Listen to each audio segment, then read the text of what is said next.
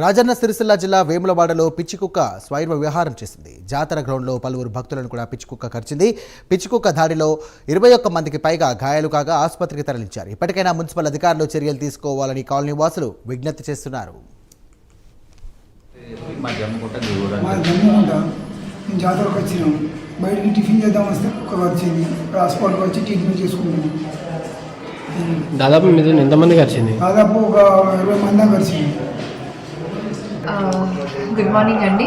I'm doctor నిక్షిప్త from area hospital Vemulawada. Actually నిన్న afternoon నుండి ఈరోజు మార్నింగ్ 4 o'clock అరౌండ్ 4 o'clock వరకు డాగ్ బైట్తోని అరౌండ్ 21 మెంబర్స్ రావడం జరిగిందండి. అండ్ అందులో ఒక 3 to 4 మెంబర్స్కి చాలా సివియర్ బైట్ ఉంది. వాళ్ళకి ఇక్కడ ఫస్ట్ ఎయిడ్ ఇచ్చేసి ఇంకా బెటర్ ట్రీట్మెంట్ కోసం పెద్ద హాస్పిటల్కి షిఫ్ట్ చేయడం జరిగింది.